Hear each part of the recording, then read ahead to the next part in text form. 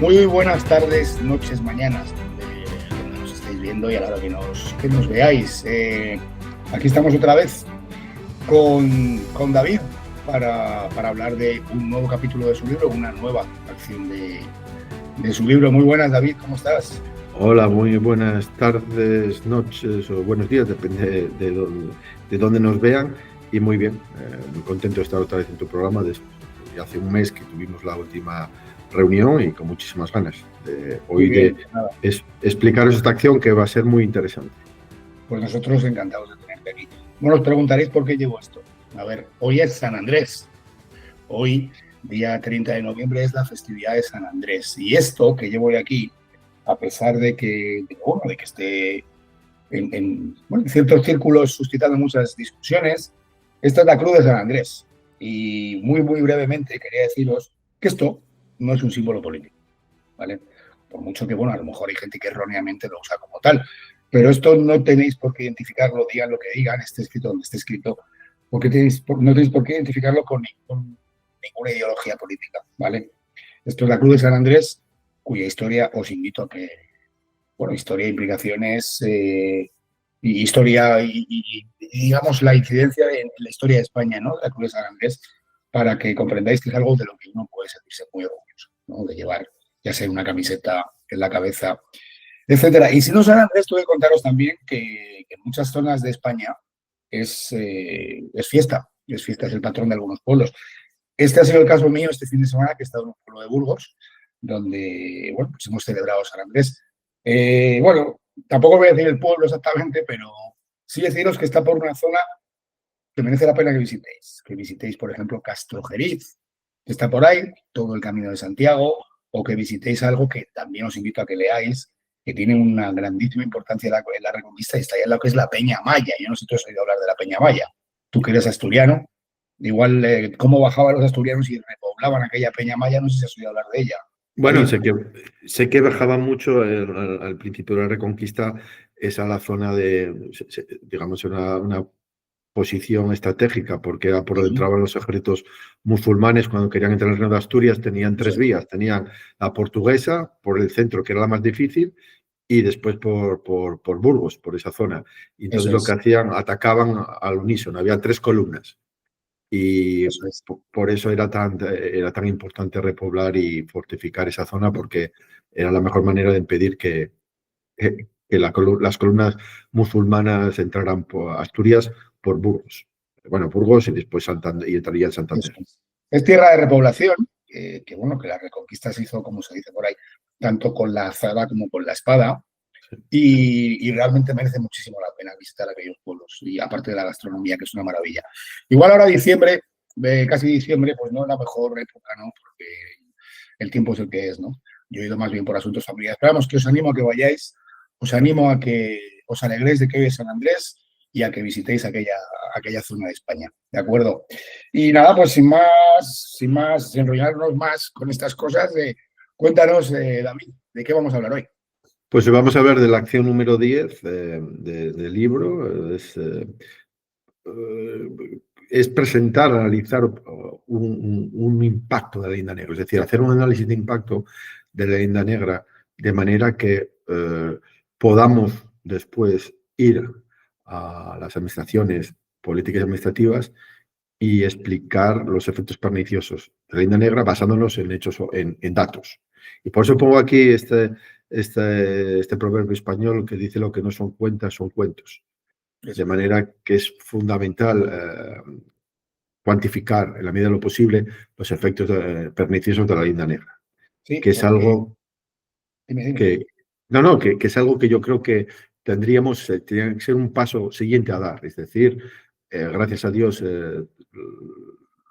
se ha concienciado a una parte importante de la población española respecto a los efectos negativos de la leyenda negra, pero yo creo que falta el paso de cuantificarlos.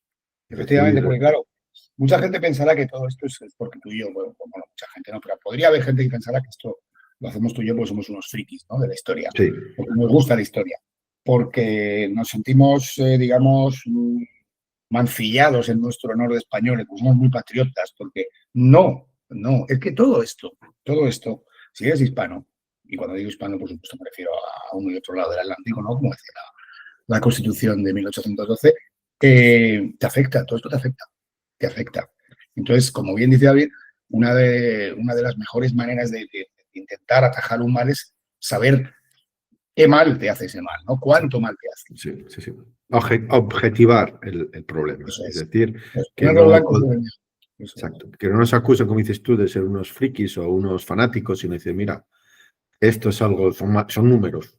Y para mal, yo creo que hay diferentes, digamos, ángulos para poder cuantificar los efectos de la línea negra. Ya lo veremos más en la acción, pero así, a grosso modo, explicaré los efectos que se pueden cuantificar, identificar y cuantificar desde el punto de vista político, cultural y económico. Entonces, Muy bueno, bien, pues vamos a ello. vamos a ello. Entonces, como siempre, empezamos con una introducción, iremos a las preguntas claves, propondremos unas sugerencias para el lector y para acabar daré unas conclusiones un poco resumiendo la presentación. Entonces, como tus oyentes saben, el libro se basa en 5 áreas donde propongo que el lector se convierta en un guerrillero cultural, es decir, que las utilice como plataformas para luchar contra la Linda Negra. Hemos visto hasta ahora las acciones en azul respecto al área de educación. Hemos visto las acciones en amarillo correspondiendo al área de medios de comunicación. También arte, cultura y medios de entretenimiento, en negro, que es la tercera área. Y la cuarta, que vamos a empezar hoy, son las instituciones políticas administrativas, que vamos a empezar con el análisis de impacto de la línea negra. ¿Por qué? Porque un poco la idea que decía Óscar de objetivizar los efectos perniciosos de la línea negra, es fundamental que podamos, hablo de nosotros, primera persona plural, ir a las instituciones políticas y administrativas, es decir, no solamente al Parlamento regional o al Parlamento nacional o a los ayuntamientos, sino también a diferentes instituciones que dependen del Estado que podrían colaborar en la lucha contra la Linda Negra. Y para que nuestra acción, digamos, respecto a estas instituciones sea efectiva, es fundamental tener argumentos objetivos. Que podrán escucharte, podrán rechazarte, pero están ahí. Son, además, gracias a otras acciones que hemos visto, se podrían hacer, difundirlo y popularizar ese tipo de efectos perniciosos que la línea negra ha estado causando. Digo, ha estado causando porque es algo que viene de lejos, pero como hemos visto en estos 2 últimos meses, está de rabiosa actualidad. Y lamentablemente, Óscar, yo creo que esto va a continuar. O sea, si no es el presidente de México o de Colombia, saldrá otro. Fue el de Perú, fue el de Chile. Bueno, incluso dentro de la Bueno, dentro de la propia España. bueno, sí, haces bien esa acotación porque hablo más desde el punto de vista fuera de la península ibérica, pero es verdad que también aquí tenemos ministros y altos responsables en instituciones políticas administrativas que hacen de la línea negra un banderín de enganche o su fondo de comercio. Entonces, bueno, hace nada, no sé si fue ayer, bueno, la conmemoración del bombardeo de Guernica. Ya han hablado de que ya ha hablado no sé exactamente qué dirigente del PNL del Partido Nacionalista Vasco, que el Estado español tiene que pedir perdón por el bombardeo. sí, Aitor Esteban me parece que era, pero bueno, a lo mejor me equivoco con el nombre también. Lo digo con pinzas porque a lo mejor, pero sí, lo he visto, que decía sí que había que pedir perdón. En fin, bueno, es digamos, el disparate de... Utilización del pasado, ¿vale? Sí, la presentación, lo que dices, utilizar la historia como un arma política desde la perspectiva de hoy en día. Entonces, yo creo que, bueno, no lo sabía, a la que lo dijiste lo recordé, pero es verdad que es el último ejemplo, que a lo mejor cuando acabemos el programa nos enteramos de otra declaración de otro político, tanto aquí en la península ibérica como en América, en esta línea de pedir perdón o de utilizar la línea negra y la falsa historia como herramienta política. Entonces, por eso, bueno, repito siempre en todos los programas que tenemos, que es fundamental la tarea que tenemos que hacer cada uno de nosotros para luchar contra la leyenda negra en función de nuestras circunstancias. Pero bueno, pues entonces vamos a progresar. Hemos visto ya la introducción. Esta acción, analizar el impacto de la leyenda negra, se corresponde a la área número 4, instituciones políticas y administrativas. Entonces, vamos a la siguiente transparencia. La introducción. ¿Cuál es el contexto? Pues el contexto es que, como repetimos continuamente, la leyenda negra se ha interiorizado en España. En España, y también, cuando digo España, también me refiero a Hispanoamérica. Y ha causado muchísimos efectos perniciosos duraderos en el tiempo. Hago hincapié en lo de duraderos porque es algo que se ve con perspectiva. Vas viendo que cuando López Obrador, Sheinbaum o Petro o aquí el dirigente del partido secesionista de turno utilizan a la leyenda negra, saben que están utilizando una herramienta que ha estado funcionando durante muchísimo tiempo. Con una serie de mitos, no solamente el mito del buen salvaje en Hispanoamérica, de dónde está el oro, España nos roba, ahora no sé, será la del bombardeo de Guernica, no sé, bueno, no he escuchado las declaraciones, pero veo por lo que has comentado que va en la misma línea de pedir perdón, de utilizar la historia como arma arrojadiza. Entonces, ¿por qué se utiliza este argumento, digamos, por qué se utiliza la leyenda negra, España nos roba, nos mata, nos saquea, etcétera, etcétera? Porque ha funcionado en el tiempo. Entonces, ¿qué es lo que proponemos aquí? El objetivo es desarrollar una metodología para identificar y cuantificar los efectos negativos de la leyenda negra desde el punto de vista político, económico y cultural. Es decir, ser capaces de poner, como decías tú, Óscar, negro sobre blanco, los problemas que generan esos efectos, esa leyenda negra utilizada por diferentes actores, que ya lo veremos, nacionales e internacionales, y si se puede cuantificar. Es decir, esto nos cuesta tanto. Por ejemplo, cuando un dirigente, un presidente hispanoamericano sale a la palestra diciendo que hay que pedir perdón, que España nos ha robado, que España ha hecho esto y lo otro, ¿eso tiene algún efecto en nuestras empresas? ¿Tiene algún efecto en el comercio exterior? ¿Tiene algún efecto en la creación de riqueza para nuestras empresas, pero también para esos países? Es decir, por ejemplo, esas declaraciones hacen que los planes de inversión de multinacionales españolas en esos países se paralicen y, por tanto, se deje de crear riqueza y puestos de trabajo, por ejemplo. O ese discurso del partido secesionista de turno que están apoyando al gobierno que toque, ¿eso tiene efectos negativos para el bien común de España? Es decir, ¿se ha paralizado algún plan nacional que podría redundar en el beneficio de todos los españoles? O sea, es únicamente poner negro sobre blanco los efectos de esta narrativa negro legendaria. Entonces, yo creo que las grandes ventajas es que sería identificar claramente los efectos negativos de la leyenda negra. Es decir, cuando hay un problema, lo más importante es objetivizarlo. Y después ya puedes discutir si es más o menos. O a lo mejor estamos equivocados. A lo mejor, después de haber producido este análisis de impacto, nos damos cuenta que no, que es verdad, que tú y yo estamos aquí contándonos historias y viviendo en un mundo paralelo. Y que podemos estar equivocados, a lo mejor. Sí, yo estoy. A la hora de intentar cuantificarlo, eso sí puede ser. Pero que esto tiene efectos negativos, todos esos que tú has dicho y muchos otros más, para mí no creo que admita discusión. Porque cuando se usa algo es porque se piensa que ese algo va a tener un efecto, ¿no? Y porque funciona, es lo de duradero. O sea, claro. Cuando nos sale el presidente de turno de la República Hispanoamericana, normalmente en una situación de desastre político, económico y social, blandiendo el espantajo de la leyenda negra, es porque funciona. Claro. Y cuando aquí el partido secesionista de turno nos sale con el discursito negro legendario es porque funciona. Está claro. Pero bueno, incluso, Óscar, yo estoy dispuesto a aceptar que estoy equivocado.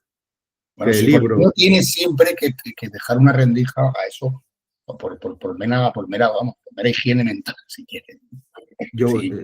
Entonces, por eso que si se hiciera y se llevara a cabo este estudio, este análisis de impacto con una metodología seria y saliera como resultado que al final hemos estado contando historias para no dormir y que todo es un ensoñamiento y que la leyenda negra no tiene efectos de ningún tipo y por tanto no hay efectos, no se pueden cuantificar, pues bueno, pues me equivoqué.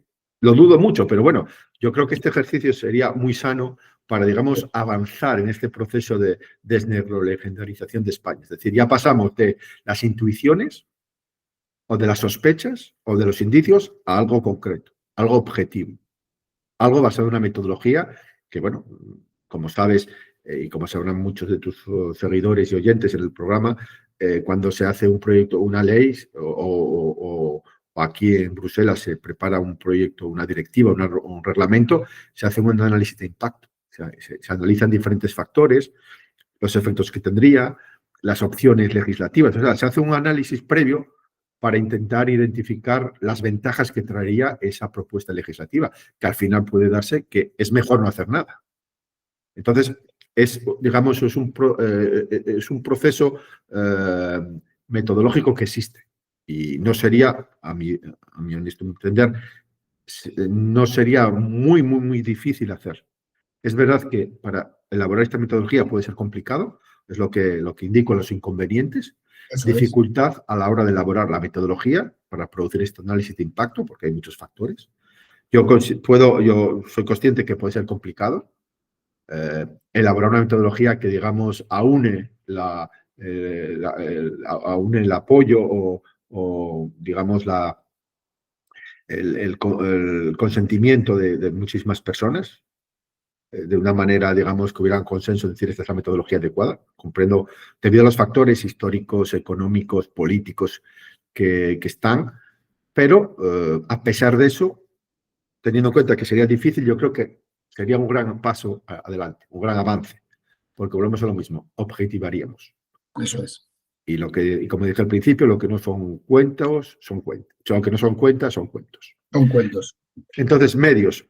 Bueno, pues yo aquí hago hincapié en que sería un informe, un documento, obviamente tiene que ser un documento denso, con muchos números, gráficos, tablas, pero que, bueno, se puede hacer un resumen y después se puede, sobre todo, hacer soporte físico y digital y beneficiarse de las redes sociales para difundir el mensaje, haciendo resúmenes, haciendo vídeos cortos, haciendo presentaciones de PowerPoint que permitiría fácilmente difundir las conclusiones más importantes. Y, sobre todo, los efectos económicos, que a mi parecer serían negativos, de la leyenda negra. Sí, y bueno, con eso... bombas, ese tipo de vídeo corto, diciendo algo así como, ¿sabías que el desprestigio histórico internacional de España te ha podido costar tal? Sí. Eso tiene muchísima fuerza, ¿eh? Sí, no sabes que cuando Claudia Sheinbaum o López Obrador o Petro salen diciendo esto es lo que cuesta sí. a empresas españolas o a empresas mexicanas, colombianas, etcétera. Bueno, entonces, yo creo que sería una herramienta después, porque esto generaría, digamos, si esto empieza a difundirse y a popularizarse, eso generaría un caldo de cultivo para que saliera en el debate político los efectos de la leyenda negra. ¿Y qué se hace para combatir la leyenda negra? Porque ya no lo dicen, vuelvo a lo mismo, ya no lo dicen 4 frikis o 2 profesores de historia o de politología, sino son números. Y esto tiene un impacto en nuestra balanza comercial, por ejemplo. Son cuentas. Son cuentas, exacto. Y oportunidades que se pierden, es decir, un lucro cesante. Un lucro cesante. Que a lo mejor alguna multinacional diría, bueno, pues a lo mejor nos merece la pena conseguir que la leyenda negra sea menos efectiva, porque eso va a tener un efecto positivo en nuestra balanza, en nuestro libro de cuentas al final. Porque estamos muy expuestos a este mercado en Hispanoamérica, por ejemplo. Claro. Entonces, bueno, pues seguimos. Preguntas clave. ¿Qué es? Pues identificar y cifrar los efectos perniciosos causados por la acción de la Linda Negra en España y proponer soluciones al respecto. Planes, y cuando digo aquí planes, proyectos y programas, es decir, las soluciones. Porque una vez identificado el problema, sobre bases sólidas, lo siguiente sería venir con qué podemos hacer con planes, proyectos y programas. Porque podrían ser planes a nivel de empresa privada, pero también pueden ser programas estatales. Con nuestra política exterior habría que cambiarla, modificarla y ver acciones o que se podrían llevar a cabo para contrarrestar esos efectos perniciosos. Entonces, aquí hago hincapié en que las conclusiones de este análisis de impacto tendrían que permitir, obviamente, no solamente a las autoridades públicas españolas, pero también al sector privado, llevar a cabo planes, proyectos y programas para contrarrestar esos efectos negativos. Entonces, aquí, el por qué. Bueno, pero antes hay una cosa que veo aquí en el libro, en respecto al qué, que a mí me parece que también es muy importante, y es la continuidad en el tiempo. Es decir, que tú ahora, por ejemplo, elaboras este informe, este estudio, pero igual dentro de 2 años puedes también elaborarlo y puedes ir viendo también un poco cómo esa afectación ha sido creciente o si por el contrario, debido a políticas orientadas a paliar esto, ha sido decreciente. Porque tú pones, por ejemplo, cada 2 años, bueno, cada año, cada 2, cada 3. Sí, sí, gracias por resaltarlo, porque es muy importante lo que dices tú, la continuidad en el tiempo. Es decir, esto permitiría ver si estos efectos perniciosos es algo que continúa en el tiempo o es flor de un día. Y segundo, si las acciones que se proponen van en el buen camino. Eso es. Y si no van en el buen camino, se pueden ajustar. Pero bueno, y sobre todo también que, como siempre decimos, la Linda Negra, una de sus grandes cualidades es que se adapta a las circunstancias. Entonces, si no vale para darte un golpe de Estado, vale para la expropiación de una multinacional española o para vender libros o para vender entradas para una película o para tapar las vergüenzas internas de una república hispanoamericana. Vemos que vale para como se dice coloquialmente, para un corto y un descosido, y para que, un roto y descosido, perdona, y que después se adapta. Y entonces, ¿de dónde está el oro, como que te dicen en México, a España nos roba en Cataluña? Entonces, la continuidad del tiempo me parece, gracias por indicarlo, porque me parece un punto muy importante del qué. Entonces, el por qué, bueno, decía, las conclusiones permitirán que no solamente nosotros podamos ir a los factores económicos, políticos y culturales de España y decirles, mira lo que pasa, sino que ellos, de motu propio, podrían darse cuenta de que a lo mejor hay que hacer algo.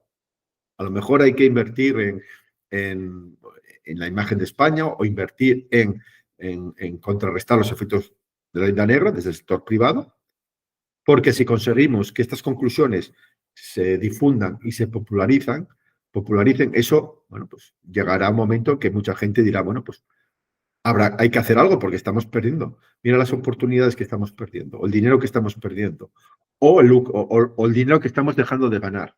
El lucro cesante. Exacto. Porque te sale este político de turno a decir esto.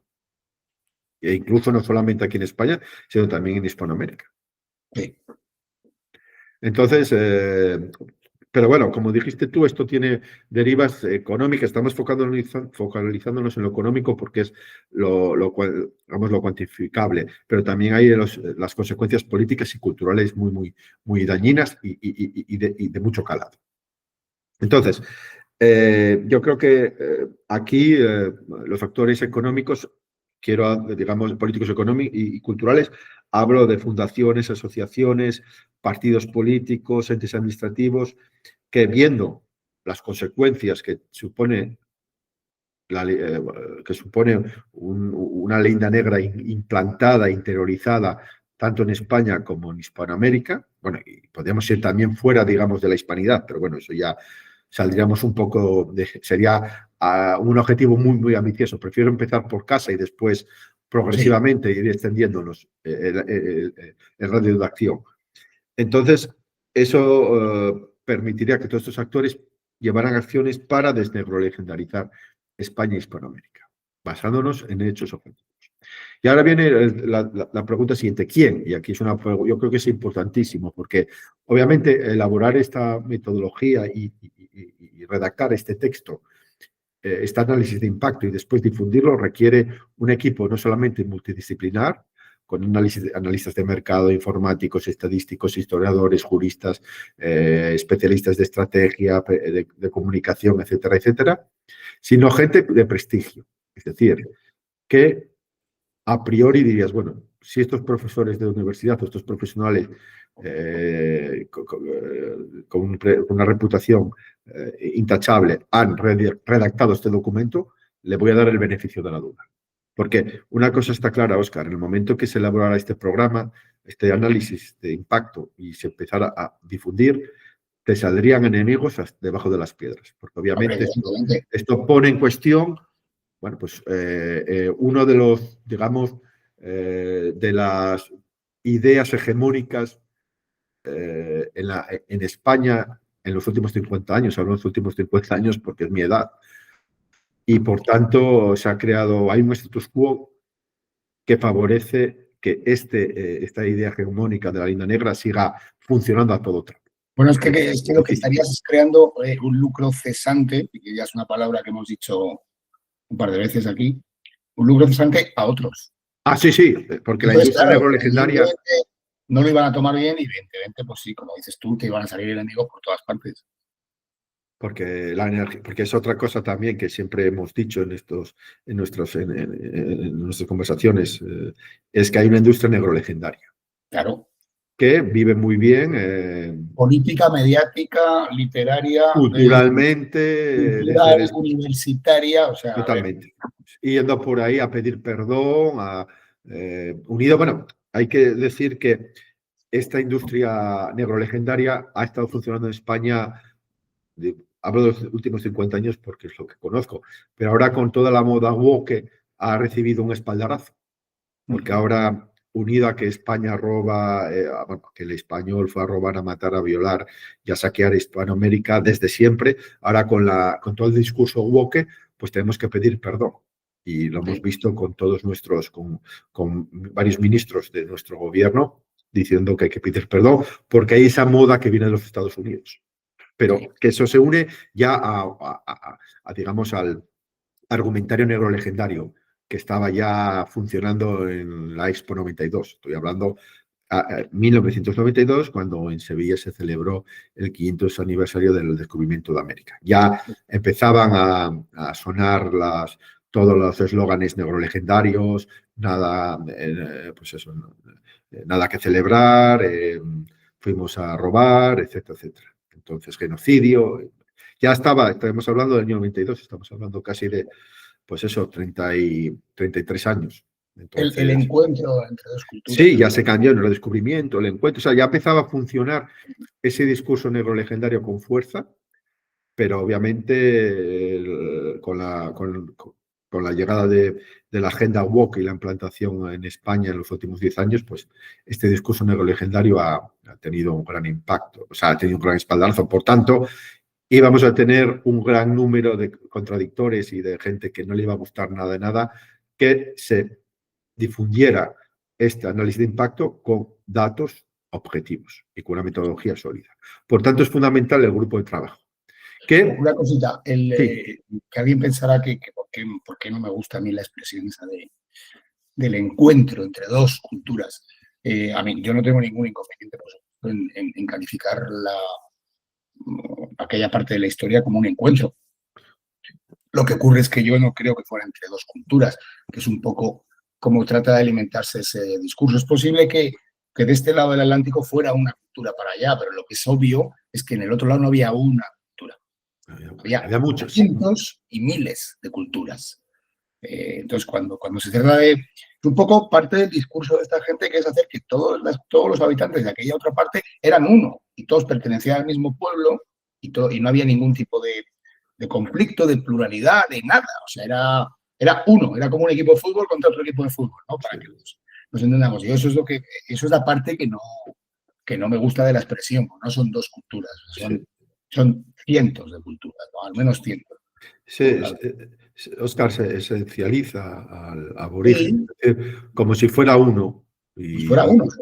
Y además eso, claro, también omite el hecho de que, en el caso, por ejemplo, vamos a hablar de Hernán Cortés, cuando llegó a lo que es Mesoamérica, fue firmando acuerdos y con diferentes tribus que se fueron, digamos, uniendo a los españoles, si quieres, bueno, lo que son Al ahora esfuerzo. los traidores y los Los malinchistas malinches. y los traidores, pero que fueron llegando a acuerdos y tratados y con diferentes pueblos, tribus, y se iban uniendo a los españoles. Y claro, si dices encuentro de dos culturas, ya esa realidad se omite, porque obviamente, ¿cómo va a ser posible que dos culturas se encuentren si eran muchísimas que estaban enfrentadas entre ellos, y unos Pues, estaban con los españoles y otros contra los españoles, etcétera, bueno, etcétera? pues mira, lo has explicado perfectamente. Lo has explicado perfectamente. Pero además, si te fijas en una cosa, ¿cuántas veces has oído la expresión marca España? Muchas veces, sí, es algo Muchas, que ¿no? sí, sí, sí. Sí, y la verdad que todo país tiene su marca, ¿no? Un poco. Se podría decir, aunque no utilicemos la expresión, pero se podría decir la marca Inglaterra, la marca Francia. Curiosamente, todos los países importantes del mundo, dentro de ese concepto de marca, tienen un elemento histórico, siempre. Sin embargo, nosotros no. Nosotros, la marca España no incluye la historia, incluye pues otra serie de cosas que ahora sería prolijo, ¿no? Pero la marca España no incluye historia, cuando precisamente la marca España, o sea, uno de los principales para mí eh, elementos que hacen grande esa marca es la historia de España. Sí, Y claro, si en el momento en el que tú dejes que esa marca España, precisamente a través de la historia, sea vulnerada, digamos, es cuando empiezas a perder y es cuando necesitas ese informe para decir, mira, esto es lo que te está costando que tu marca España sea denostada en este aspecto de la marca, ¿no? pero bueno, es otro de los efectos negros legendarios que a lo mejor saldrá aquí en el breve análisis que voy a presentar. El hecho de que no podemos tener políticas nacionales completas, porque obviamente, como dices tú, si la marca España tenemos que cercenar la historia nuestra, porque claro, es historia polémica, porque la historia se utiliza como una herramienta política, pues ya pues, pierdes mucha potencia, porque que va a diferenciar la marca España sin elemento histórico. Pues, en Claro, fin, claro. es Pues hay algo, que, bueno, una es marca un más, daño, como de bebida o de ropa de sí. deporte o una marca de un automóvil. Ahí tienes un primer daño para el que no, es tan obvio que no hace falta ni un informe. O sea, pero sí te dice la necesidad, o sea, sí te da una pista sobre la necesidad que hay de hacer ese informe, de esa cuantificación. Sí, ¿no? Y es que, bueno, lo vamos a ver, vamos a entrar ya en materia porque yo creo que veo que el tema te está interesando porque aparte de las ramificaciones que tiene, es algo concreto que se ve en el día a día. O sea, cualquiera que esté un poco leyendo los Son periódicos, cuentas. de que exacto. Entonces, bueno. Entonces, ¿qué es lo que propongo? El cómo. Mediante una metodología que identifique, analice y, si es posible, cuantifique los efectos permitidos de la ley negra. Ah, bueno, quería decir una cosa antes de, perdona, que vuelva. El quién. Obviamente, este grupo de trabajo tenía que estar adscrito a una fundación o una sociedad o una empresa, un grupo de estrategia, de comunicación de prestigio, porque se iban a necesitar una cantidad importante de medios económicos y humanos. Y entonces, como habíamos dicho al principio que hubiera una continuidad del tiempo, lo ideal sería que esta fundación tuviera los medios para cada X años elaborar un nuevo programa, un nuevo análisis, que yo creo que no sería meramente actualizar los datos y las conclusiones de hace 2 o 3 años. Yo creo que, como dijimos, como la isla negra es multiforme, pues seguro que habría nuevos elementos de análisis y sería algo vivo. Entonces, por eso es fundamental que hubiera detrás una fundación, un grupo, una empresa, en fin, tiene que ser alguien que tenga no solamente el prestigio, sino también la credibilidad y los medios necesarios. Pero bueno, entonces volviendo, ya nos vamos a focalizar en el cómo. Pues mediante una metodología que identifica, analice y, si es posible, cuantifique los efectos perniciosos de la ley negra.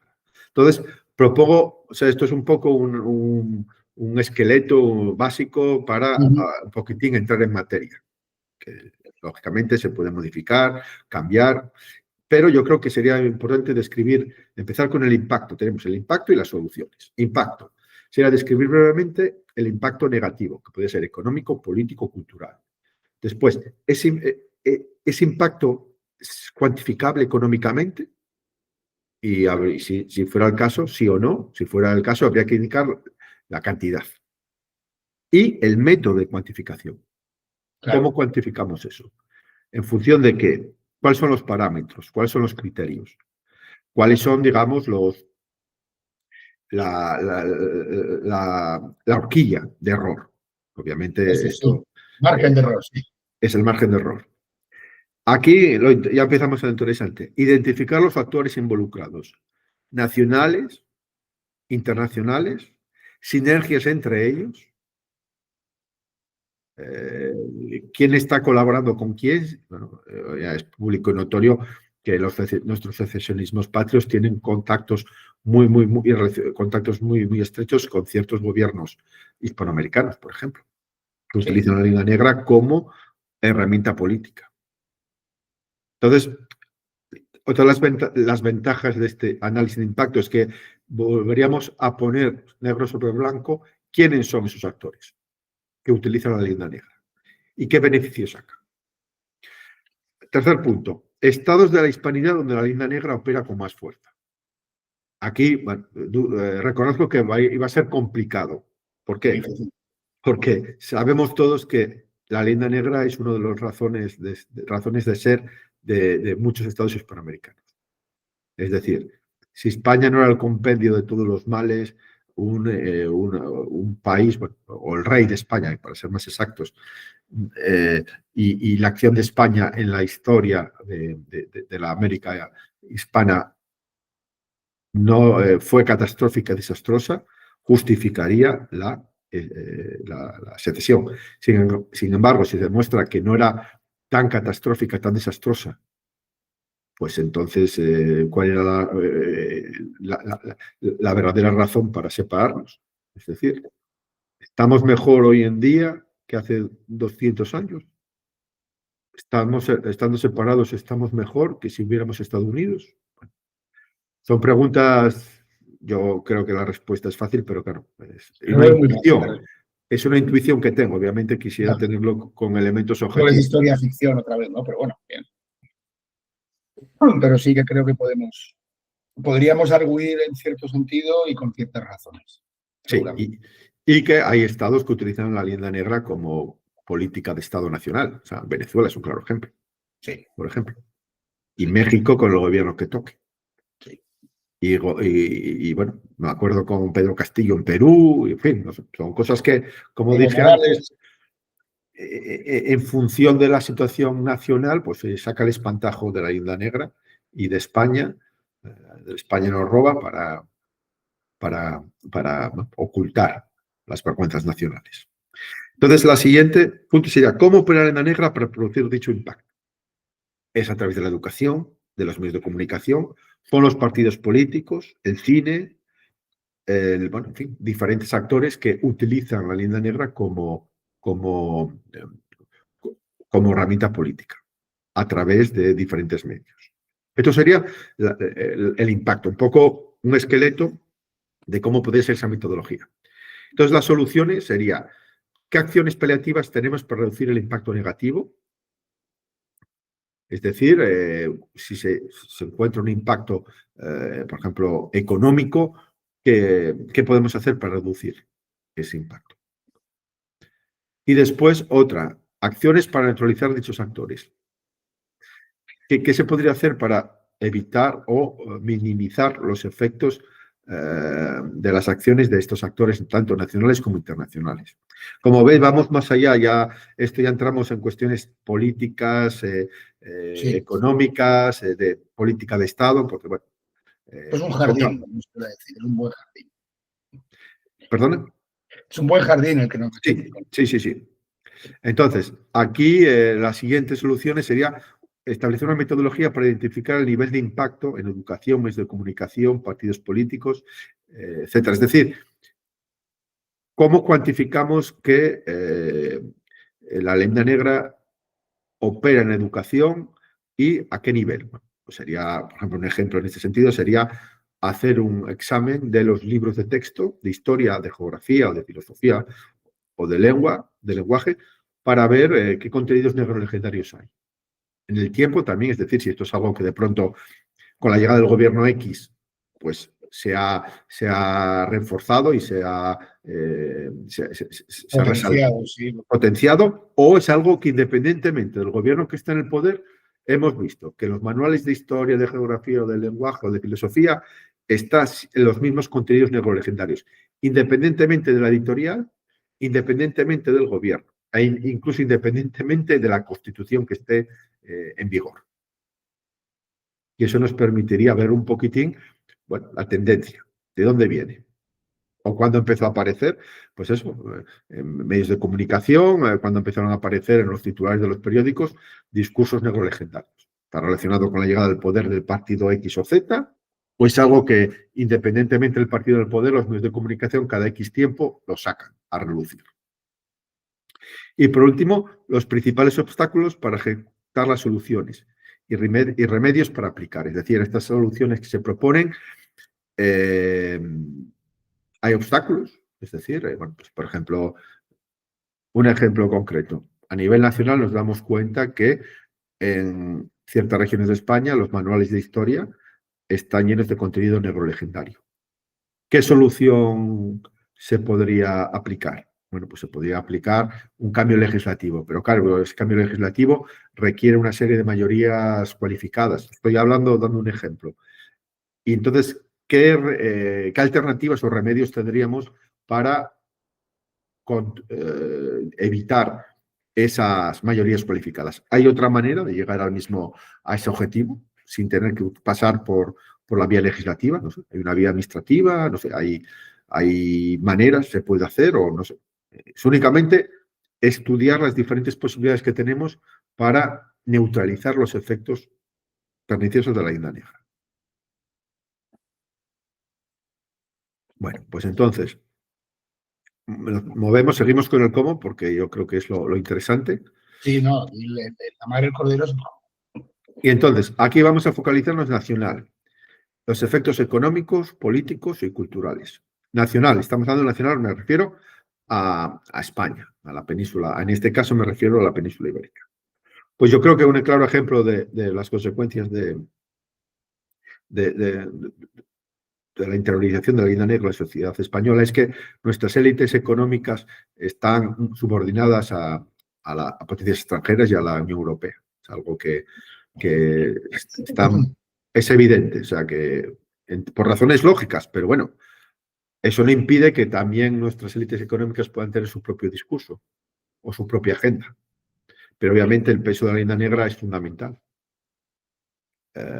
Con ese efecto negativo de falta de confianza, de inseguridad, de falta de autoestima, de estar pendiente de que te digan los demás, de buscar la aprobación.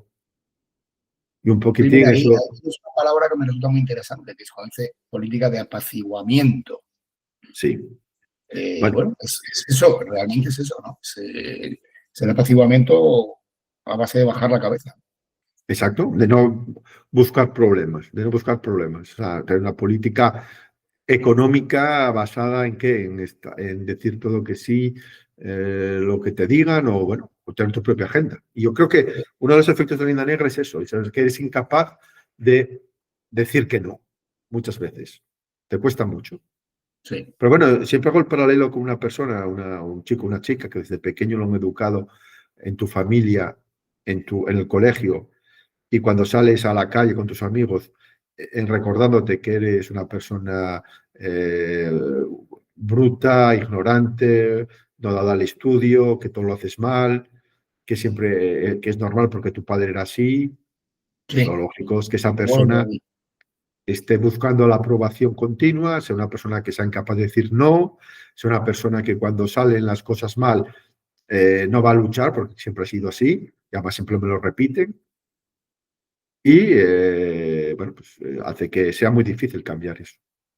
En cambio, yo creo que en este caso ponerlo sobre negro sobre el blanco Y justificarlo, claro, obviamente, vuelvo a lo mismo. Esto no es que son nuestras ensoñaciones de David y Oscar, sino esto sería justificado, con ejemplos, con datos, con argumentos.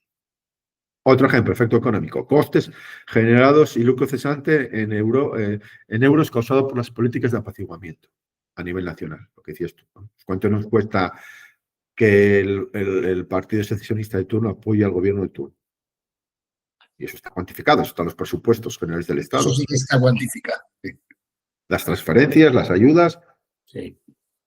todo tipo de iniciativas políticas, legislativas y administrativas, eso qué coste tiene y cuantificar. Eso, efectos económicos. Efectos políticos. Pues lo mismo, si las élites económicas están subordinadas, nuestras clases políticas están subordinadas también. Están pendientes de lo que pasa en Francia, en el Reino Unido, en Estados Unidos y en Alemania. Y así de sencillo. ¿Que eso está bien, que está mal? No lo sé. Eso ya también hay que ser consciente que las circunstancias obligan en política. Pero bueno, yo creo que es importante que eso esté negro sobre blanco y que esté argumentado. De manera que, bueno, puedes entrar en un debate, porque es lo que decía al principio, a lo mejor estamos equivocados tú y yo. Y en el debate nos damos cuenta que a lo mejor no. Bueno, pero que se produzca el debate, ¿no? Sí, bueno, pero lo que decía antes, esto obviamente va a levantar muchísimas suspicacias, porque y mucha gente no le va a gustar nada.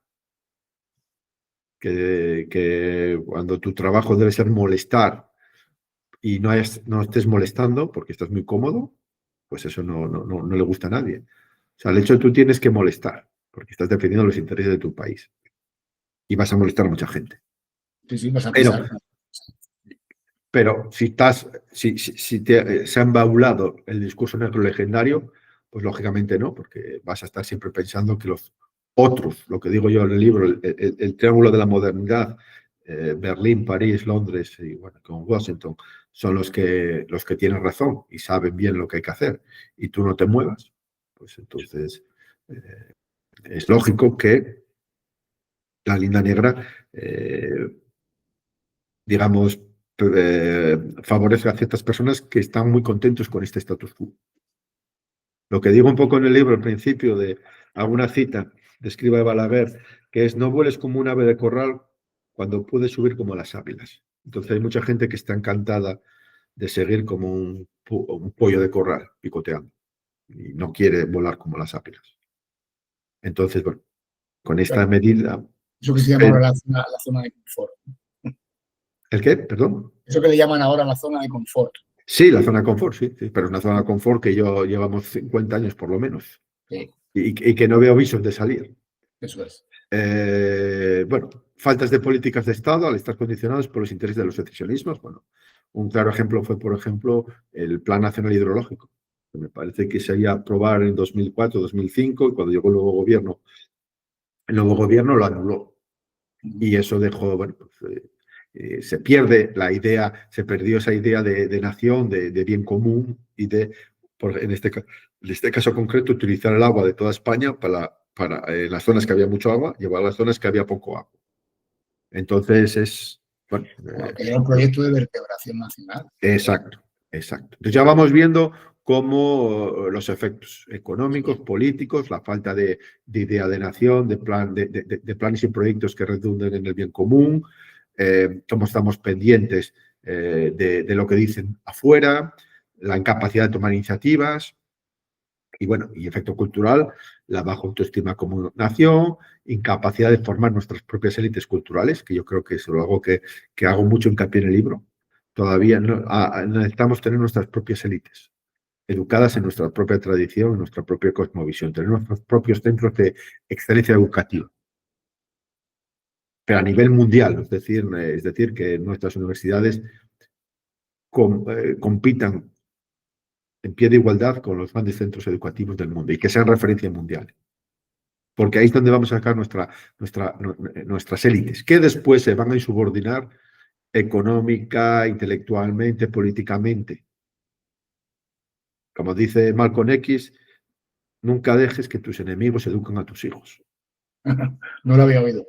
Entonces, yo creo que es algo que fundamental y tener nuestros propios centros de élite cultural, que no voy a decir que es que lo tienen los franceses, lo tienen los los estadounidenses, no, lo tienen los rusos, lo tienen los chinos, lo tienen los indios, o sea, tienen cualquier nación que quiera, digamos, jugar en la Liga de Campeones, tiene sus propios centros de excelencia educativa, que pueden intercambiar con universidades de todo el mundo, por supuesto. Esto no quiero decir que hay que encerrarse y decir que todo lo de fuera es lo malo, no, pero, no, al revés, claro. Pero tener nuestra propia, como decía, nuestra propia cosmovisión y tener nuestros propios centros de excelencia, que es fundamental. Entonces, y obviamente otro efecto cultural son la subordinación del sistema educativo y mediático. Eso hace que compres todas las modas que viene de fuera. Y sí. un poco, y lo que decía antes, lo de la moda woke. O sea, si lo de teníamos ya el San Benito negro legendario de nada por lo que celebrar, el genocidio, devolvernos el oro, ahora se ha añadido, digamos, la capa adicional de todo el pedir perdón woke, como vemos con todos los procesos de descolonización en Estados Unidos. Traemos aquí a España una realidad propia de los Estados Unidos con su pasado, sus tradiciones y sus problemas históricos. Lo traemos aquí. Y entonces es lo que se le acusó al ministro de Cultura. Como si el proceso civilizatorio de España en Hispanoamérica fuera como el que hizo el Congo, lo hizo el Reino de Bélgica en el Congo belga, como si fuera equiparable. Sí, bueno, estamos importando una solución, si es que lo es, a un problema que no tenemos. Exacto, es un problema que no tenemos. ¿Qué estamos haciendo? Exactamente. Importando una fórmula para arreglar algo que no está roto. Y no te olvides que hay gente que dice, tengo el problema, la solución al problema, cuando no hay problema. Claro. Pero ya pues eso, esa solución ya supone presupuesto. Presupuesto y poder. El dinero público. Dinero público que no es de nadie. Ya sabes. Sí. Y entonces, fíjate, yo invito a los oyentes que se repasen cualquier discurso de ciertos políticos y parece que están recitando el calendario, el abecedario o el catecismo woke, con toda esa terminología. Vuelvo al mismo, como si aquí en España hubiéramos tenido el problema racial que tuvieron los Estados Unidos, o como si España fuera Georgia o la Carolina del Sur, o la Alabama, con todos los problemas raciales. Entonces, bueno, muestra, lo que digo, subordinación. Es decir, cuando tú no sabes lo que eres, cualquiera te puede convencer de lo que eres. En cambio, si tú sabes lo que eres, puedes decir, no, esto no va a ir conmigo. Entonces, es un ejemplo de los efectos económicos, políticos y culturales a nivel nacional. Ahora vamos al siguiente, internacional. Efectos económicos. Pues es algo que siempre me pregunto. ¿Qué coste tiene para la prima de riesgo de España o de las empresas españolas las declaraciones de cualquier presidente hispanoamericano? O, por ejemplo, la crisis de 2008, ¿qué coste tuvo la visión eurolegendaria que se difundió durante 2009-2010 respecto a España, en la prima de riesgo? Eso lo trata Elvira Rocabarea en su libro Imperofobia y Leyenda Negra. El último capítulo, ella elabora sobre esta idea, que digamos, el difundir y dar vida nueva a la leyenda negra permitió que ciertas personas ganaran mucho dinero, porque la prima de riesgo de España se disparó, porque se asoció a la España de 2010 con todas las ideas neolegendarias de incapacidad económica, corrupción.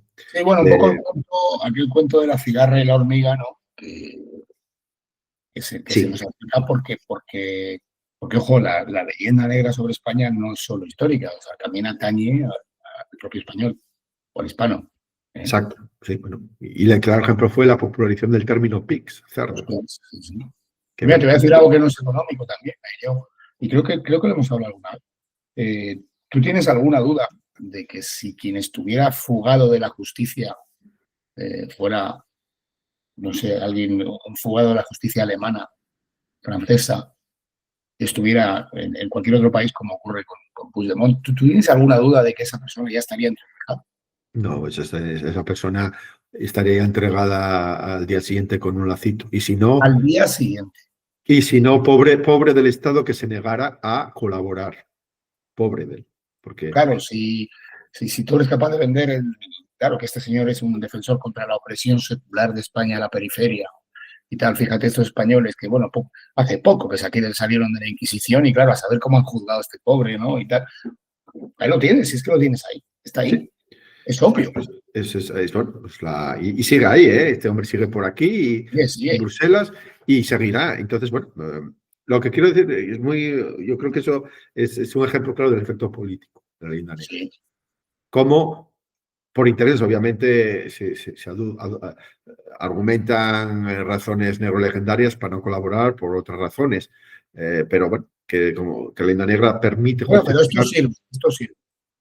Sirve. Y Sirve. además, psicológicamente mucha gente lo compra y dice, sí, es verdad, porque hace esa asociación rápidamente entre la España inquisitorial, en el caso de Puigdemont, pero por ejemplo la prima de riesgo, la España corrupta, vaga, incompetente, despilfarradora, que está en el subconsciente de muchos países del norte de Europa, es decir, obviamente cualquiera que lea los periódicos de 2010-2011 veía en muchos países europeos como esa narrativa del norte probo, trabajador, honrado, esforzado, se contraponía al sur, a los PIGs, vagos, caraduras, aprovechados, Pero luego, incapaces de gestionar y todo eso. O sea, y obviamente los países protestantes del norte, que bueno, volvemos a lo mismo, eso ya nos lleva hasta Lutero, cuando uno de los argumentos que decía es que no quería pagar las fiestas del Papa. Entonces, sí. claro, eso está muy profundo, digamos, algo muy profundo porque eso nos lleva también a las identidades nacionales de varios países de Europa, por ejemplo, Alemania y Holanda. Y también la dicotomía catolicismo-protestantismo. Y Pues si bueno, te que le fijas, pregunten a Max Weber y aquellas comparaciones que hacía, ¿no? Que totalmente, sí. son arrojantes y sin embargo todo el mundo cita a Weber, ¿no? A Weber, Y sí. ese discurso además, nosotros tenemos en España nuestra propia versión, porque bueno, o sea, yo creo que todo el mundo es consciente de cómo el nacionalismo, el particularismo, separatismo catalán habla de cómo el resto de España, el andaluz, el extremeño, se aprovecha de la laboriosidad y del genio catalán para vivir subsidiado. O sea, al final es el mismo discurso. Es el mismo discurso, porque yo creo, Óscar, que hoy en día nadie duda que el nacionalismo catalán es un reflejo del nacionalismo alemán, en el sentido que tiene los mismos fundamentos.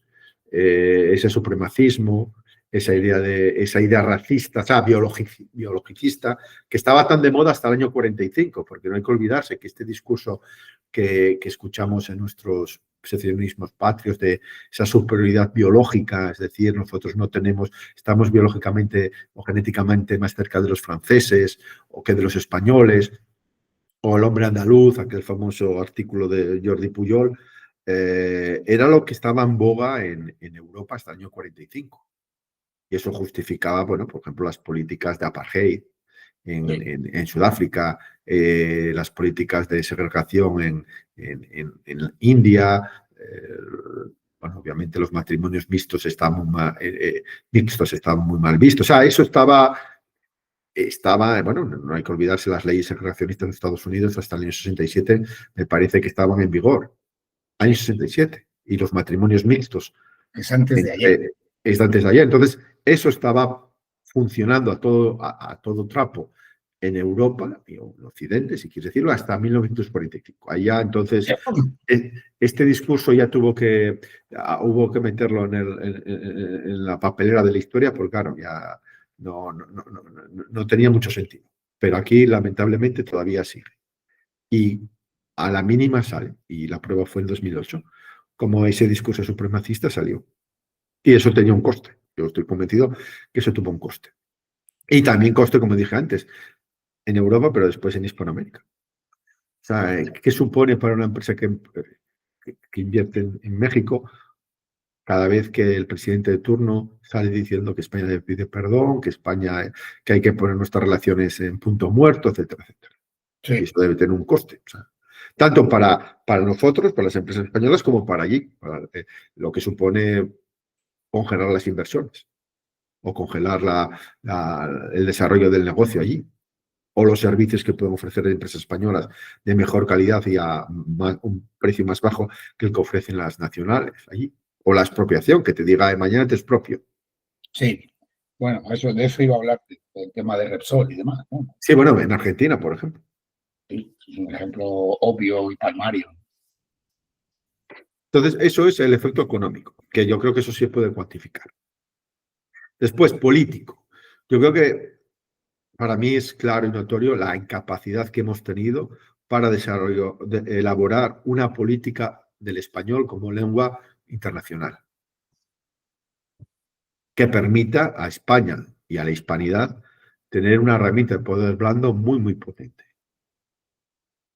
Y la prueba es que el Instituto Cervantes, bueno, pues se ha estado dedicando hasta hace poco a promocionar el catalán, por ejemplo, en vez del español, de una manera estructurada, concienzuda y a largo plazo, independientemente de agendas políticas, porque eso nos lleva a todos los grandes problemas, a las banderías. O sea, cuando está uno, se hace de esta manera, y cuando llega el otro, todo lo que se hizo se deshace y Sí, empiezas a eso hacer otra cosa nueva. lamentablemente es muy repetitivo en nuestro caso, muy repetitivo. Y el español, bueno, a pesar de, bueno, pues sí, el español sigue creciendo, sigue potenciándose. Bueno, el último ejemplo ha sido Rosalía, por ejemplo. Yo viviendo aquí Sí, fuera, estoy sorprendidísimo el impacto que ha tenido y cómo, por ejemplo, eso lo he visto, como el Cambridge, que el Institute, ha sacado en Instagram no sé, diría una campaña de publicidad basándose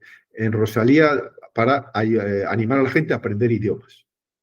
Que con Rosalía, porque como en su álbum me parece que canta en 13 idiomas, pues en esta campaña de publicidad del Cambridge, pues se hace hincapié en lo importante que es aprender idiomas. Pues ya lo ves, lo inteligentes que son. sí, La utilizan a ella como una herramienta para darse a valer, el Cambridge. Me gustaría que el Instituto Cervantes hiciera algo, pero bueno, no lo sé. bueno, el Cervantes ahora está en la idea de reescribir, los que me estáis viendo y si no os habéis enterado, por favor, no penséis que esto es un chiste. Está la idea de reescribir el Quijote con perspectiva de género. Que es un ejemplo de lo que decía antes, de cómo nos tragamos toda la agenda woke, producto de unas clases, de unas élites intelectuales y culturales totalmente subordinadas. Porque eso de la política de género viene porque está de moda, bueno, ha estado de moda en Estados Unidos hasta hace poco. Sí, pero es terrible. Que si mañana en Estados Unidos se pone de moda, no sé, pues ir a bailar todos a los graneros al estilo tejano, pues miedo me da que todos estos se pongan a bailar con las botas y el gorro de cowboy en el granero, porque está de moda en Estados Unidos. O sea, Sí, volvemos a lo mismo. la subordinación cultural de la que hablaba. Totalmente, totalmente. Sí. Y eso hace, bueno, pues desvía recursos, desvía energías y lo importante no se hace. Y el español, tenemos el oro blanco, que es el español, pues tendríamos que utilizar, sacar el máximo partido. Y eso como consecuencia, pues eso, eso tiene un peso, tenemos un peso político en la Unión Europea menor del que podríamos tener. Si nuestras clases políticas estuvieran desneurolejentarizadas, es decir, si la leyenda negra no estuviera tan presente, porque haría que nuestras élites políticas serían autoconscientes del poder que tienen y obrarían en consecuencia, con planes, proyectos y programas para, bueno, pues, por ejemplo, llevar al español hacer del español una lengua universal. Y vuelvo a lo mismo, el ejemplo que siempre ponemos. Acuérdate lo que pasó en Brasil en octubre, cuando Francia consiguió que sí. pues si hubiera unas políticas, una élite autoconsciente, hubiera hecho todo lo necesario para desbloquearlo. Hubiera llevado la guerra cultural ahí a Brasil. Hubiera contactado las cancillerías de los diferentes gobiernos hispanoamericanos, vecinos de Brasil, y se hubiera llevado a cabo una estrategia para conseguir que el español fuera una lengua obligatoria en secundaria en Brasil. Pero bueno, estamos más preocupados en ejecutar agendas woke que en defender. En escribir al Quijote. Exacto. Y el efecto cultural, bueno, pues vuelvo a lo mismo. Otro ejemplo. La lengua español es una lengua de trabajo en muchas instituciones internacionales, pero no creo que tenga el peso que debería tener. Es decir, bueno, el peso no lo tiene porque España porque no solamente España, los países hispanoamericanos no lo consideran como tal. Y vuelvo al caso de Brasil. El único país que hizo algo fue España, que emitió una nota. Que no era obviamente no era lo que había que hacer, pero fue el único que hizo algo. Para el resto de países hispanoamericanos, por lo visto, este tema no iba con ellos. Sí. Bueno, lo pone esto aquí muy claramente en el libro. El prestigio y la influencia de la lengua española no se adecúa al peso demográfico que tienen. Eso es verdad, o sea, eso es verdad. Estás hablando de 400 y pico millones de personas que hablan este idioma, ¿no? Y, por ejemplo, la posibilidad de incapacidad de que la lengua de trabajo en la Unión Europea, eso lo desarrollamos en uno de los capítulos, con el peso que tiene el español y digamos, el poder blando gracias sobre todo a la música, eso permitiría llegar a las nuevas generaciones de eslovenos, eslovacos, letones, lituanos, húngaros, búlgaros, de una manera muy, muy eficaz para conseguir que en 10, 15 años esas personas hablen español. Con cierto nivel, pero aprovechando el empuje que tiene la música y la cultura para las nuevas generaciones, conseguir que eso en 10, 15 años se traduzca en un nivel de hispanización de esas sociedades suficientemente importante que sus élites puedan hablar en español. Eso lo vimos, me parece, en el capítulo 3 o 4. O sea, detallaba las acciones a llevar. Pero vemos el efecto pernicioso de la leyenda negra, que hace que no nos planteemos políticas de este tipo, porque no nos llega, o sea, no lo concebimos debido a la percepción tan negativa de nosotros, de nuestra historia. Robamos, matamos, genocidio, bueno, todo el campo léxico negro legendario que estamos tan habituados a escuchar, como digo, en las 5 áreas: educación, medios de comunicación, medios de entretenimiento, instituciones políticas y sociedad civil. O sea, que ves, lo interesante es que, bueno, en fin, con este libro yo creo que he establecido un marco de referencial que te permite moverte rápidamente y vas viendo cómo está todo conectado.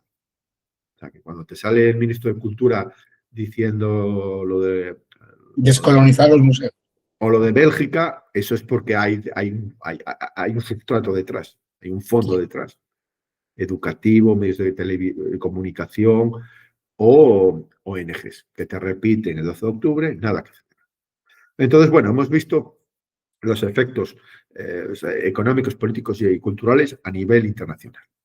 Y ahora sugerencias para el lector. Hemos ya, digamos, yo creo que hemos analizado bastante en detalle cuáles son el cómo, porque había que hacer esta metodología, cuáles son los efectos y intentar buscar soluciones. Entonces, ¿cuáles son las sugerencias para cada uno de tus lectores? Perdona, aquí el lector por ese libro, pero para tus oyentes y seguidores del programa. Pues apoyar política económica y socialmente al grupo que redacta el análisis, si lo hubiera, porque es algo que, en fin, viendo al día de hoy, soy escéptico que eso pueda ocurrir. Sin embargo, la idea de elaborar un análisis de impacto, yo creo que es tan potente que mucha gente se da cuenta que merece la pena darle una vuelta, porque eso permitiría objetivizar muchos de los efectos perniciosos de la leyenda negra y salir de una cuestión meramente subjetiva, no, es que me parece a mí o es que Óscar piensa que tal, no. No sé lo que piensa David y Óscar, pero mira lo que cuesta a las empresas españolas cada vez que el presidente de Hispanoamérica de turno abre la boca o cuando se negocia los presupuestos con un partido secesionista, que no solamente han dicho por activa y por pasiva que quieren destrucción del Estado, sino que dieron un golpe de Estado. Sí. Esto es lo que cuesta. Entonces, apoyarlo sería lo ideal, es decir, que apareciera ese grupo y se dedicara a redactar el análisis de impacto, sería lo ideal. Sin embargo, también propongo otra sugerencia, que yo creo que esta es mucho más realista. Es decir, si alguno de tus oyentes o seguidores está pensando en redactar una tesina, un doctorado, un proyecto fin de carrera, de maestría, etcétera, podría ser que analizara el impacto de la leyenda negra desde la perspectiva económica, política, cultural o lo que fuera. O sea, como trabajo original, creo que sería tremendamente original. Hombre, yo te digo que tendrías una difusión gratuita a nivel, te digo, no a nivel español, te digo a nivel mundial, porque te iban a llamar youtuberos, influenciadores y gente que está, y divulgadores de España, de Estados Unidos, de México, de Argentina, de Colombia, de Perú, incluso te podrían llamar desde Guinea Ecuatorial, que hay también youtuberos trabajando en Guinea Ecuatorial. Entonces ibas a tener una difusión gratuita a nivel mundial. Iban a hablar de ti, iban a hablar de tu proyecto, iban a hablar de tus ideas. O sea, me dirijo a cada uno de tus oyentes que estén pensando en redactar algún tipo de este tipo de documentos o de textos que sean conscientes de que serías el primero que abordaría este tema. También hablo de grupos de trabajo, puede ser un grupo de amigos que digan, oye, ¿por qué no hacemos esto? ¿Por qué no montamos esto? Abrimos una página web y vamos a dedicarnos sí, eso mismo. A redactar un documento donde presentemos el análisis de impacto y las consecuencias, utilizando macrodatos, inteligencia artificial, utilizando las redes para darnos a conocer. O sea, meramente por una cuestión ya de interés personal, profesional. Monto una consultora y para darme a conocer elaboro este método de análisis y me doy a conocer. Y te garantizo, oyente o seguidor del programa de Mucho que Celebrar, ibas a tener una cobertura mundial de gente de todos los países de la hispanidad. Bueno, otra más sería difundir el análisis de impacto. Obviamente, si una vez que ese análisis, lo que decía, si se elaborase y se publicase, pues muchísima gente te lo iba a difundir. Sí, el vídeo corto.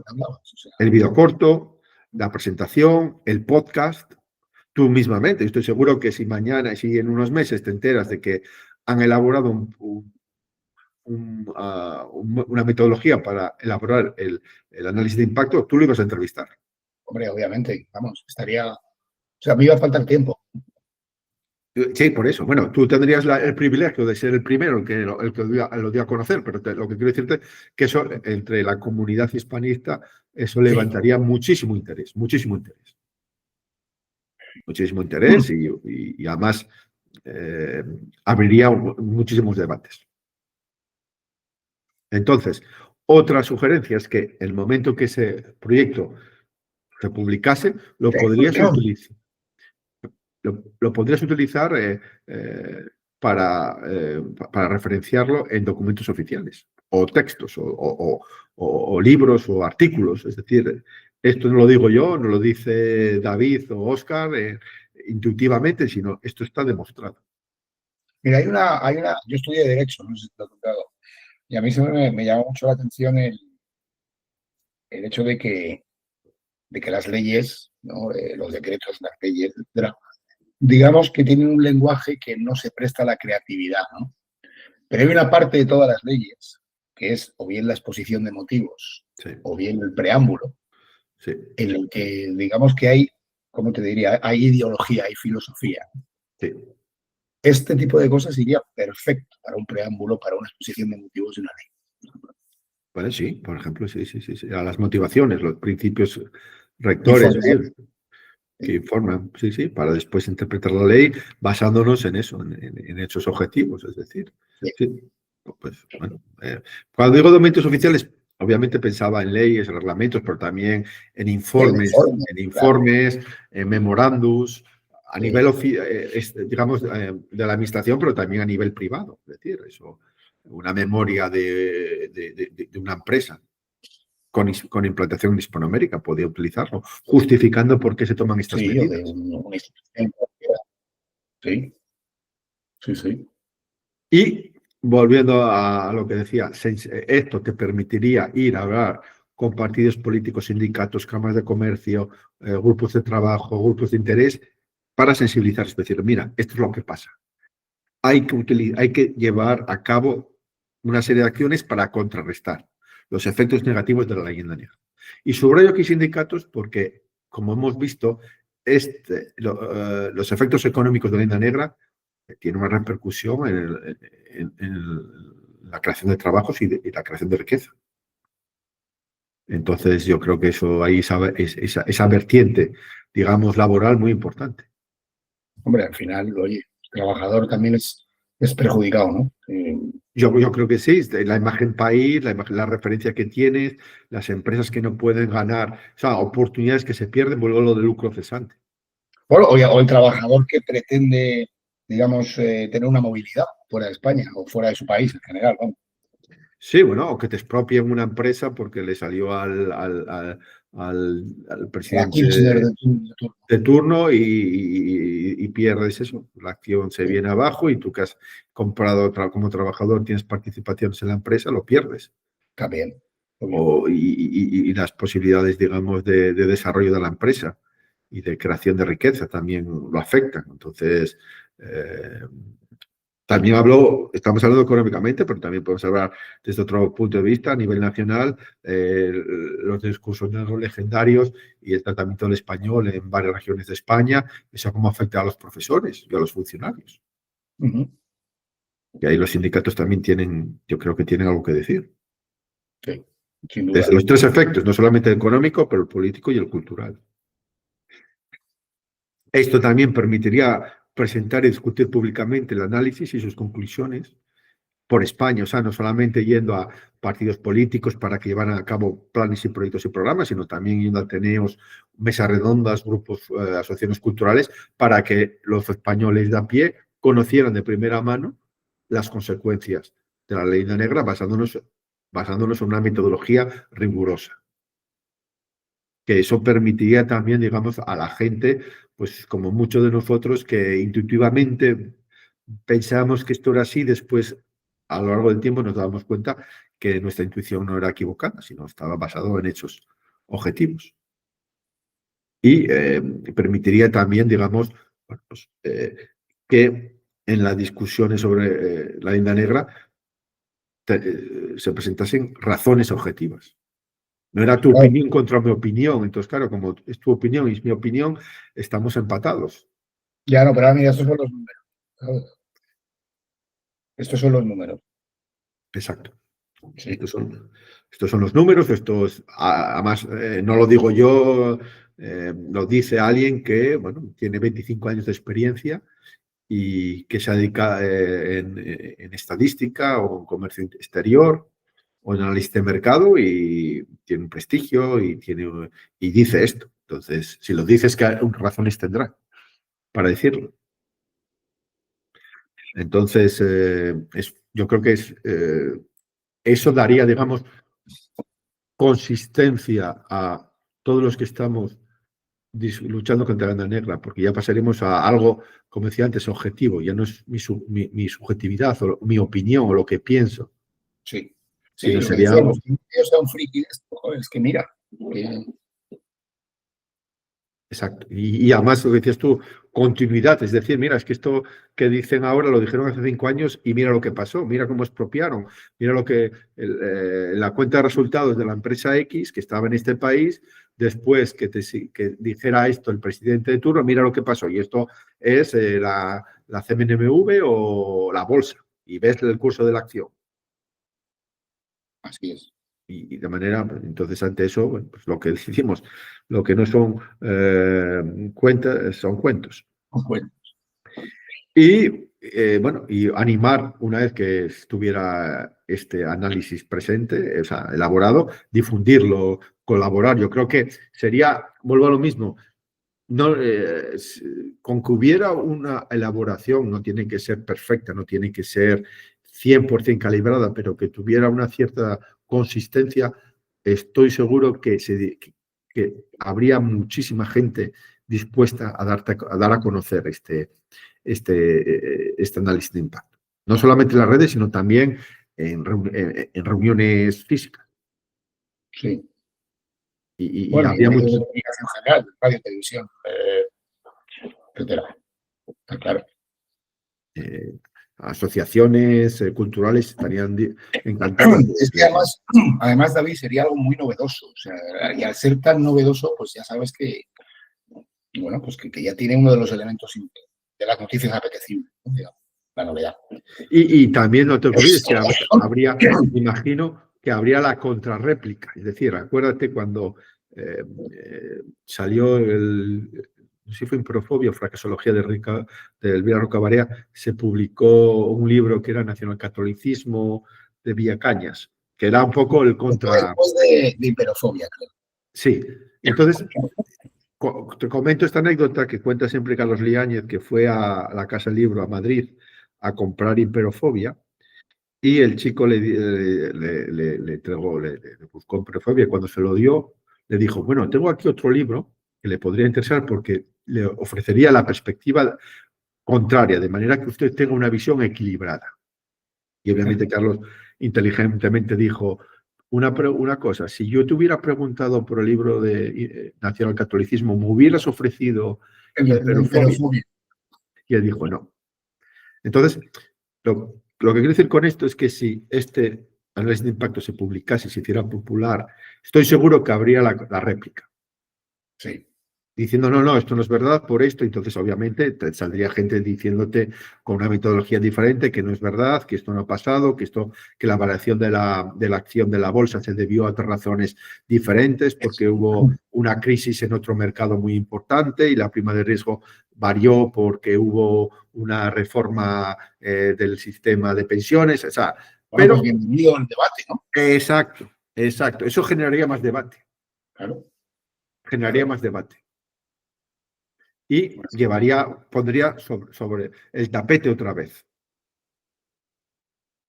Entonces, bueno, vuelvo a lo mismo, animo, porque esto yo creo que si alguien, una consultora, un grupo de análisis económico le gustaría tener popularidad y cobertura mediática, yo creo que este tipo de análisis de proyecto le daría una cobertura mediática, como dije, internacional. La verdad es que desde un punto de vista de la difusión y tal es un buen caramelo.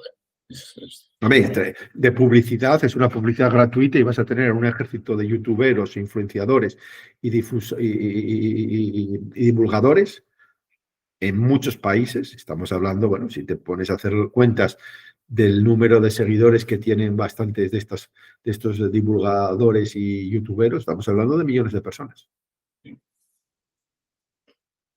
En Internet, ya no te hablo de Sí. reuniones físicas, que también, bueno, habría muchísima menos cantidad, pero habría gente que, bueno, interesadísima por el tema. Bueno, medios de comunicación tradicionales. O sea, También. Sí, Entonces, te he dicho antes, la radio y la tele. exacto, eso daría, bueno, si lo que dices tú, si la réplica, pues habría una contrarréplica y eso daría, pues eso, te pondría en el ojo del huracán. Sí. Entonces, bueno, entonces estas son las sugerencias y las conclusiones. Pues bueno, como siempre, 3 conclusiones. Elaborar la metodología. Y entonces vemos aquí con este árbol las causas, el problema, las causas de la leyenda negra, el problema que tiene de baja autoestima, de una visión negativa de lo tuyo, un rechazo a tu historia, una vergüenza, un complejo de inferioridad y los efectos, como hemos visto, económicos, políticos y culturales. Pues desde que lucro cesante, evitar políticas de Estado, cesiones continuas en los secesionismos, no tener una política de Estado para muchas cuestiones, o mismamente no utilizar el potencial que tiene el España. Esa sería la metodología que permitiría identificar las causas, los problemas y los efectos. La segunda sería proponer soluciones sobre los efectos que hemos identificado. Claro, pero ahí hay que ir a las causas, ¿no? Estamos en aquello de la enfermedad y el síntoma, ¿no? Exacto. Tenemos el diagnóstico y ahora la terapia. Eso es. Y entonces la terapia son los planes, proyectos y programas, no solamente a nivel nacional, a nivel público, es decir, que el Ministerio de Asuntos Exteriores, el Ministerio de Cultura, el Ministerio de Educación hiciera esto y lo otro, sino también el sector privado. Grupos de interés, multinacionales, empresas, grupos mediáticos que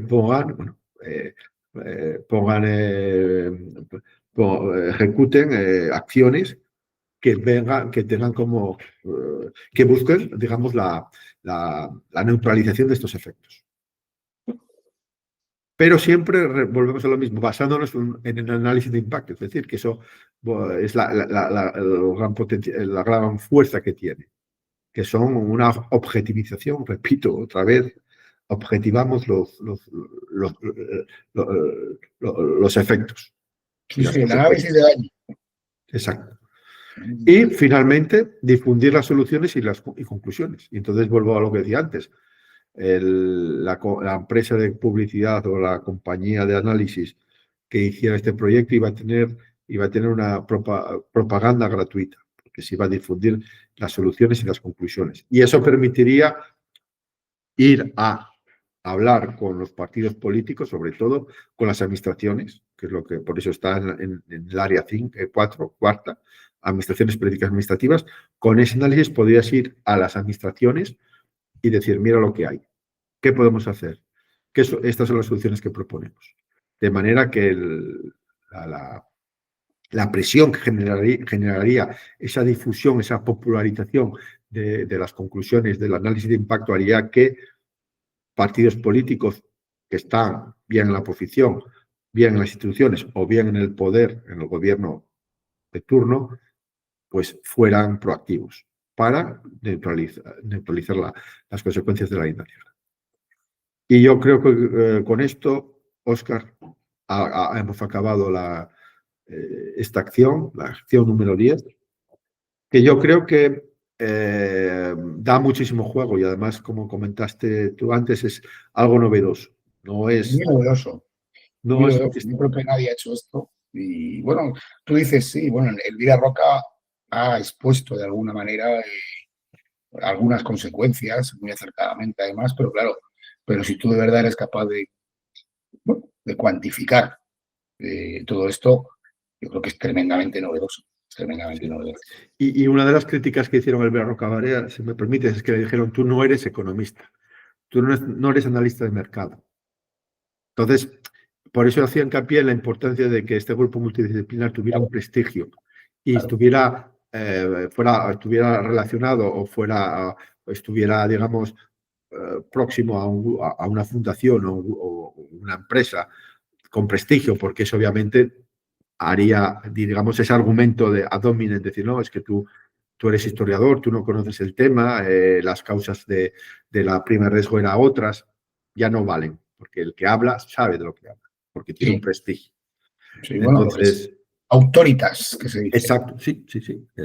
Sobre un tema que tiene un elemento económico, pero bueno, tiene también estadístico, histórico, legal. Entonces, bueno, yo creo que animo otra vez, para acabar, animo a los oyentes y a tus seguidores que lo piensen. Y que si hay algún chico o chica que esté pensando en hacer... A mí me parece una grandísima idea para un universitario o un doctorando.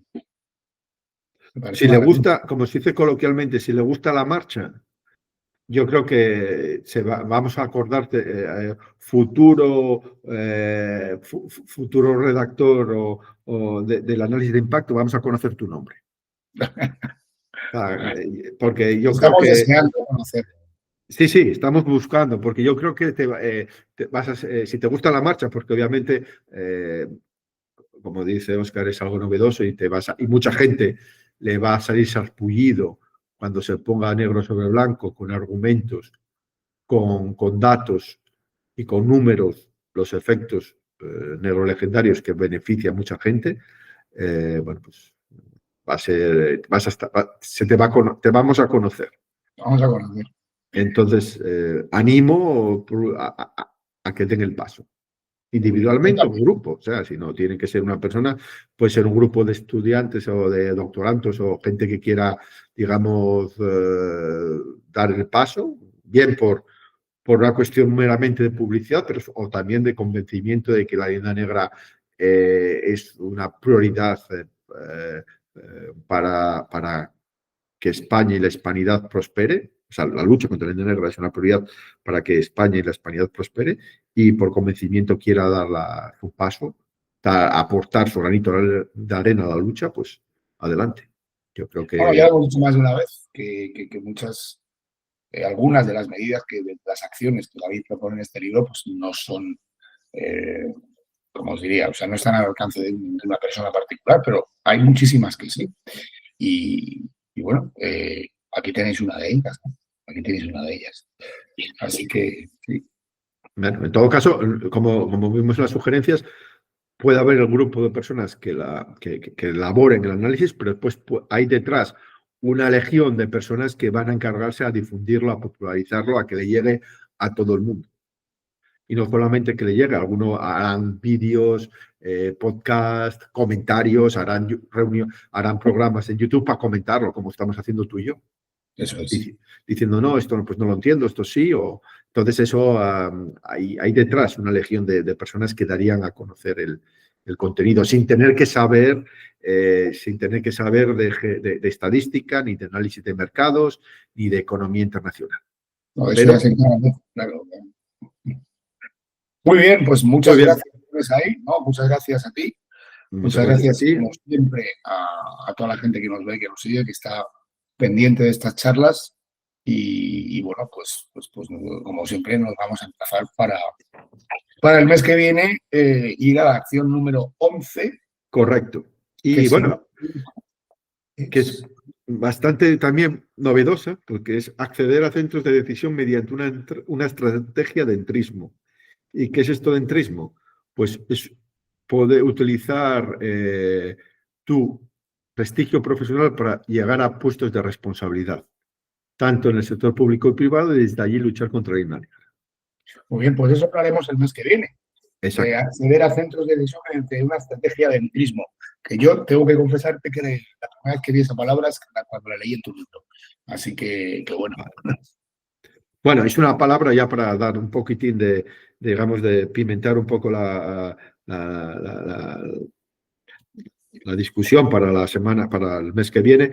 El entrismo es un término que viene del trotskismo, que era una rama del comunismo que consistía en que los trotskistas entraban en partidos socialistas y comunistas para, desde dentro, controlarlos. Bueno, es algo que de todo se puede sacar. De todo se puede sacar. Sí, señor. Muy bien, David, pues lo dicho, muchísimas gracias. Bueno, supongo que te veré antes de Navidad.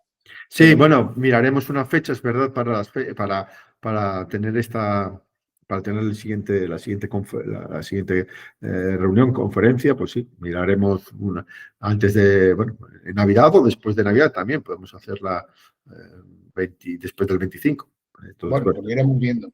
Veremos. Y nada, pues a David muchas gracias y a vosotros, pues como siempre, un abrazo bien grande y nos vemos por aquí. Nos vemos. Adiós. Hasta luego. Adiós. Asómate a la aventura colectiva más apasionante jamás contada, la historia de España.